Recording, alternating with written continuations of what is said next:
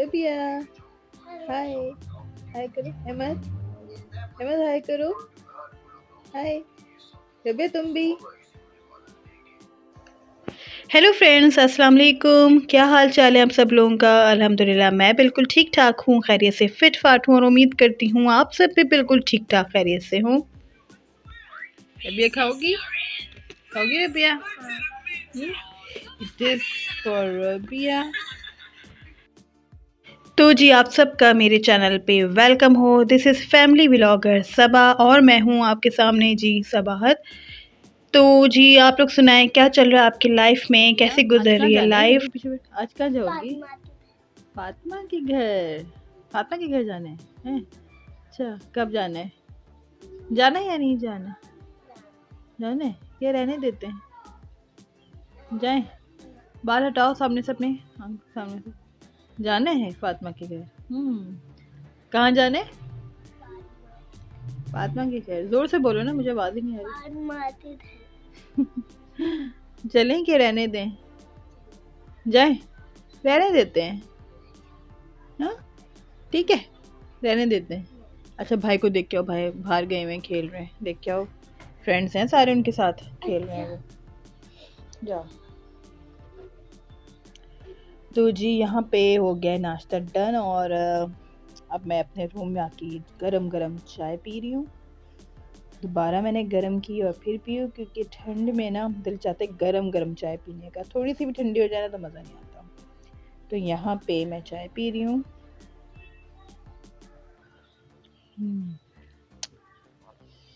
अच्छा जी, आज जो है हमने नाश्ते में खाया गोभी गोश्त और पराठे। बहुत मज़े के यमी लग रहे थे। पी ली अपनी चाय? रबिया को बड़ा शौक हो गया चाय का, अभी तक तो रबिया नहीं पीती थी वैसे, अब हो गया कुछ शौक चाय का। मज़ा आ रहा है गरम गरम चाय पीने में। तो बस जी हमने नाश्ता कर लिया था। ये तकरीबन 1:30 बजे का टाइम था, क्योंकि संडे मॉर्निंग में ना लेट हो ही जाते हैं उठते उठते, और नाश्ता भी लेट होता है, ब्रंच हो जाता है एक किस्म का। तो इस वक्त मैं जो अपने रूम में आके गर्मा गर्म चाय इंजॉय कर रही हूँ। फ्रॉक दिखाओ अपना। अब दिखाओ। चलो, इतनी प्यारी लग रही हूँ गुड़िया। स्माइली फेस बनाओ। कितनी प्यारी है ये। मैं से गोद में उठाऊंगी। बहुत भारी है ये।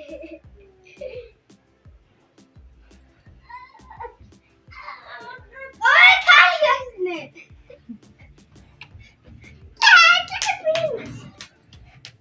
तो जी यहाँ पे हमारा प्लान बन गया था अपनी नन के घर जाने का। काफ़ी टाइम से हम नहीं गए थे, तो उधर जाने का प्लान हो गया था। तो बस वहीं पे जाने की तैयारी थी, बच्चे रेडी हो गए थे, मैंने अपना ड्रेस चेंज कर लिया था, मेकअप वगैरह कर रही थी।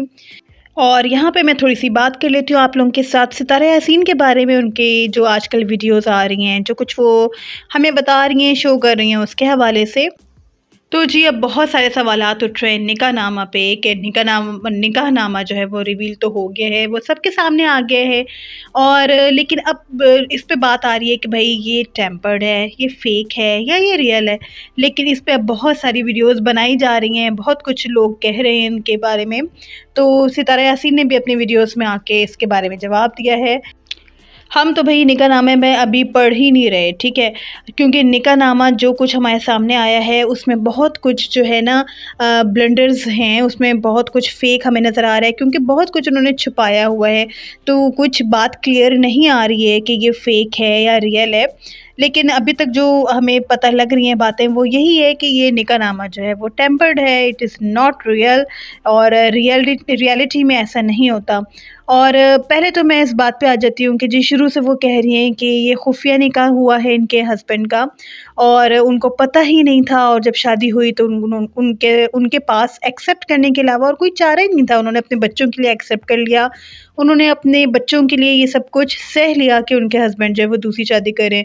और बल्कि आज तो उन्होंने अपने वीडियो में ये बताया है सब सामने आके कि भाई उनके हस्बैंड ने धोखा दिया उनको, कि जो है शादी से महीना पहले कुछ और कागजात थे, डॉक्यूमेंट्स थे, उन्होंने उनसे साइन करवाया। तो भाई मैं तो ये उनसे पूछती हूँ कि आप बिल्कुल भी नहीं पढ़ी लिखी हैं, आपके पढ़ना लिखना नहीं जानती, कि आप अपने बच्चों को नहीं पढ़ाती, या आप बिल्कुल भी पढ़ी लिखी नहीं है। तो ये क्या बात है, मतलब समझ नहीं आई।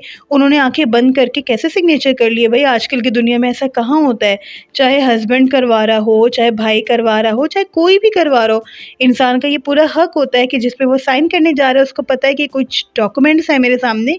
इंसान पढ़ तो लेता है कि वो है क्या, और वो आज आके कह रही हैं जी मुझे तो जब उन्होंने साइन करवाए उनके हस्बैंड ने शादी से 1 महीना पहले, निकाह से 1 महीना पहले, तो उन्होंने साइन कर लिए। वो समझी कोई और जो पिछला कुछ उनका केस चल रहा था, जो भी था चल रहा था, तो घर के हवाले से कह रही थी, कहती हैं कि मैं समझी कि ये वही वाले डॉक्यूमेंट्स हैं जो घर के बारे में मतलब थे, घर के हवाले से थे। तो कहती हैं मैंने उस पर सिग्नेचर कर दिए, और जी बाद में पता चला कि उन्होंने इजाज़तनामा पे साइन करवाया था उनके हस्बैंड ने। तो अगर हम ये सोच भी लेते हैं कि उनके हस्बैंड ने ऐसा किया है, तो पहली बात तो ये उनके हस्बैंड ने बिल्कुल ही गलत किया है। ऐसा वो तो इसमें वो बड़ा संगीन जुर्म है, वो तो वो पकड़े भी जा सकते हैं इसमें। और जहाँ तक सितारा यासीन की बात है, तो ऐसा कैसे हो सकता है कि वो बग़ैर पढ़े ही किसी चीज़ पे साइन कर दें? आई थिंक इतना तो उनमें शऊर है, और होना चाहिए, होना क्या चाहिए, होगा इतना शऊर, तो फिर उन्होंने ऐसा क्यों किया? जी, ये दूसरी बात जो है वो सामने आ रही है निकाह के हवाले से। जो उनके हस्बैंड ने निकाह किया है कि कानूनी तौर पे जो पाकिस्तान का कानून है वो इस बात की इजाज़त ही नहीं देता फ़र्स्ट ऑफ़ ऑल कि आपकी एक पहली बीवी हो और आप उसके होते हुए उसकी मर्ज़ी के बग़ैर दूसरी शादी कर लें। ये तो पाकिस्तान के कानून में अब है ही नहीं, और ये कानून जो है अभी 2 साल पहले इम्प्लीमेंट हुआ है पाकिस्तान में, इससे पहले नहीं था ऐसा कुछ भी लॉ।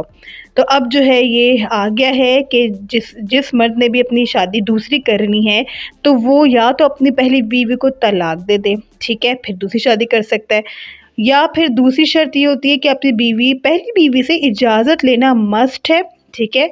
उसकी इजाज़त लेने के बाद भी यूनियन काउंसिल से सर्टिफ़िकेट हासिल करना होता है जी, फिर जाके होती है जी दूसरी शादी, दूसरा निकाह।